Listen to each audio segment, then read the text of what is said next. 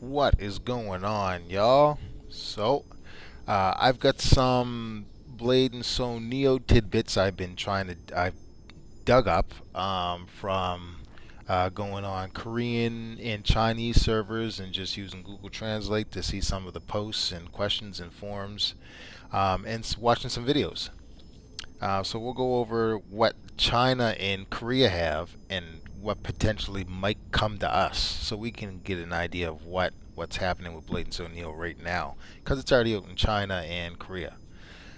So we'll start off with something small. They changed the name from Neo Classic to just Neo. So now it's Blade and Soul Neo. They didn't want the player base or anyone to get confused and think that they're going back to the actual first iteration of the game. That's not what they're doing. They're trying to bring it as close as they can. Um, but there's some changes that are coming with this version of Neo. Obviously with the graphic updates and stuff. So that's just a small thing there. Um, Another thing that's being changed is uh, right now in Korea and China, there's no PvP arena.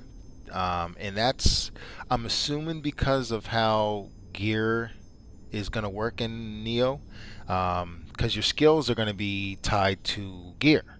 So instead of just pressing K and bringing up your skills and saying, "Oh, I want this, and I want this, and I want this, and I want this," now I guess it's going to be tied to gear. So if I wanted to change Arctic Blast to Cold Strike or Cold and Ice, like if I wanted to switch my skills around, I would just do this here, not anymore. So like if I want to use Frost Palm, I would have to have a ring that has the Frost Palm ability on it.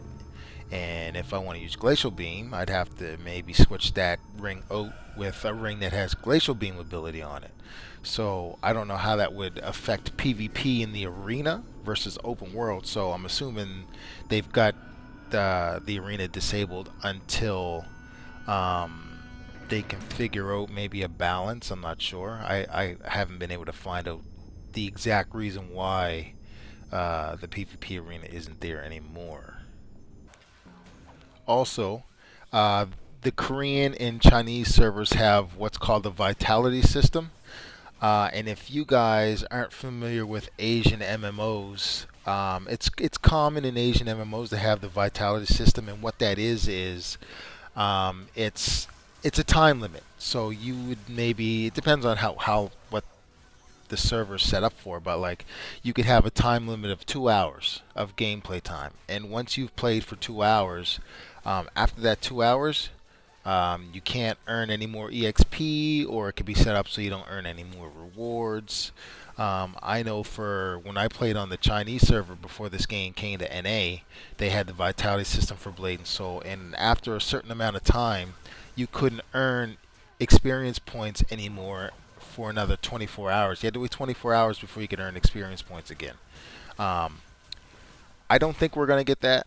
We didn't get it when it came to the West. They didn't give that to us, so I'm not worried about that. I don't believe we're gonna get the Vitality system for our North American server, so I'm not too worried about that. But a major change they're doing is with how gold is being used now. You don't upgrade your gear anymore, from what I'm hearing. I could be wrong, but from a couple of other posts that I've seen, and I can't trust Google Translate. There can be mistranslations, but apparently there's you use gold for crafting now. You don't use gold to buy items or on the player shop. So on the player shop, now this is kind of what's got me worried. So whenever you want to sell something on the player shop, it has to be Endcoin has to be used, or Hung Moon Coin. Sorry, Hung Moon Coin. So how do you get Hung Moon Coin? Well, the game gives you Hung Moon Coin, but they don't give you a lot. They don't give you very much. But you can buy Hung Moon Coin, and that's where I'm kind of worried about how they're gonna, what they're gonna do with monetization.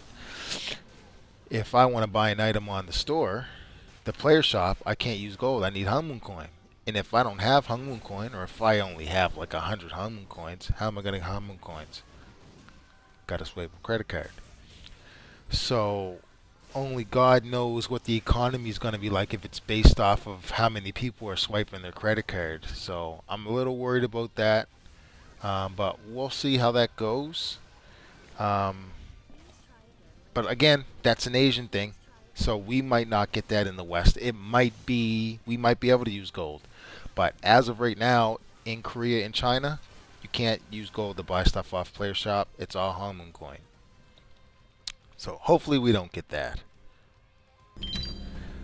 Um, Another thing they're doing is they're actually taking the combat back to where it was before they made a bunch of changes to the combat. And what I mean is, like, I can't speak for the other classes because for the first 3 years of Blade and Soul, I only ever used Force Master. I didn't use anyone else. So I don't know if they were affected, what other classes were or weren't affected by skill changes, but I know they changed up. They drastically changed the skills of Force Master. So back in the day before they changed it, there was what I call the Ice Rain build. Now what we have right now is Glacial Beam and Frost Palm, and I'll give you guys an example, and then I'll show you what the Ice Rain build look like. So Ice Rain, or this is what we have for basic mob attacks. So when you're just fighting regular mobs, this is all you have: Glacial Beam and Frost Palm. Just two slow basic attacks. Now, compared to Ice Rain, this is boring. Just doing this.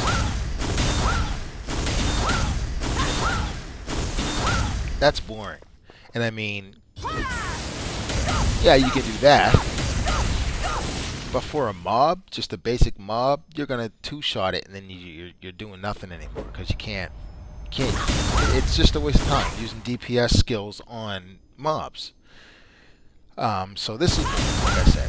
So this is what Ice Rain. This is the Ice Rain build. I'll show you guys this. Now, forgive me for the shitty quality. I was running the 780 Ti back in the day with this. So, but yeah, this was the Ice Rain build. And what I liked about the Ice Rain build was it was faster paced. So this is the Ice Rain. You throw some ice up in the air. It floats up for a second, then it rains back down on your target.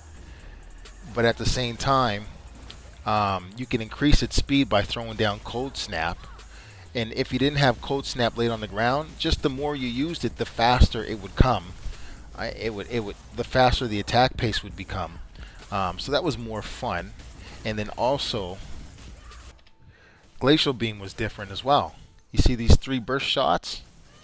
You used to be able to do 3 burst shots, which made the game more fun and fast-paced versus the basic hiya Glacial Beam crap we got now.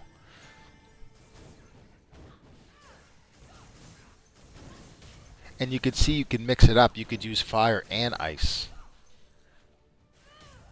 And what I liked about Ice Rain was it hit multiple mobs. It had splash damage versus Glacial Beam, which would only hit one person. I don't know why they changed the combat for.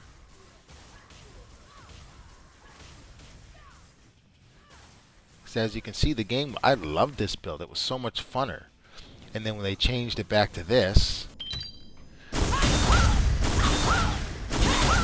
boring old slow paced.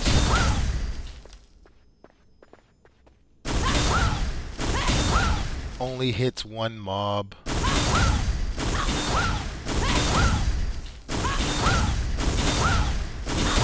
It's just boring. And Frost Palm. Look how basic Frost Palm is. Look how slow it is.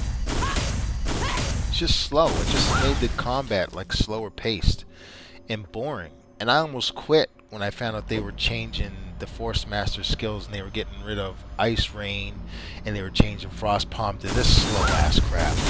Now again, could lay down Avalanche and do that. I can do that for faster pace, but again, I'm only hitting one mob. I can't hit other mobs. I can't hit multiple mobs. So, I was delighted when I saw this. This is Blade and Soul Neo Korea, I believe it is.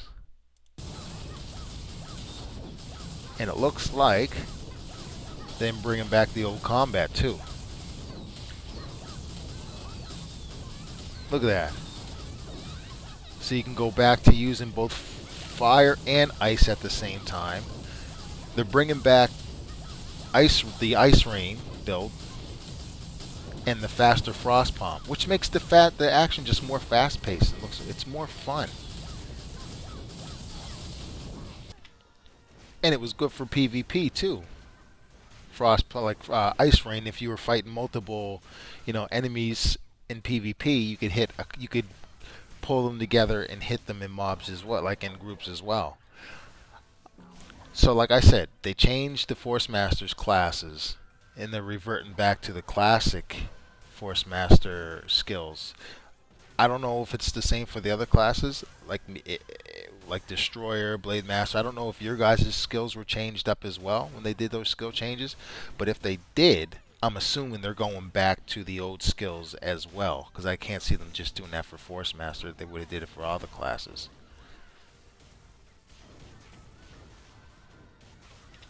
And as of right now, the Korean and Chinese servers are at level 45 level cap right now. And I believe the content goes as far as the Moonwater Plains.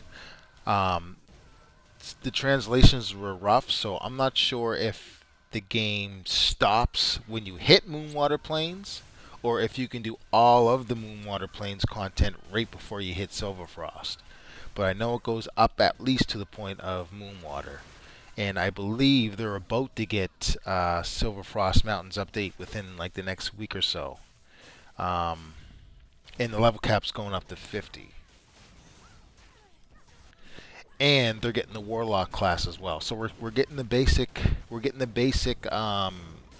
first classes that we had when the game first came out: Blade Dancer, Destroyer, Sword Master, Force Master, Summoner, and Destroyer. I think I might have said Destroyer already. So we're getting all the basic classes, and they're going to add the newer ones, I guess, as we go along, like they did with us when we got NA. Also, 6v6 PvP is here. Just not the 1v1 arena. 6v6 is more like gear based. Like there's no even in, there's no not you're not your stats aren't even like in the arena. So I think that's why they don't have a 1v1 arena right now.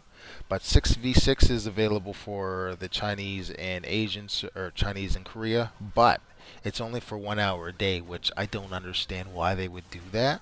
Like, why would they only allow 6v6 for 1 hour out of the day? Um, that might change.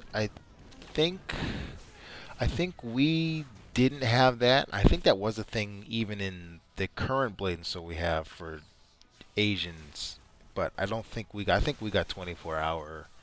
Or no, actually, I think it was time based, wasn't it? Maybe it was. I can't remember. It's been so long. But as of right now, I know they only get 1 hour a day for 6v6 PvP arena.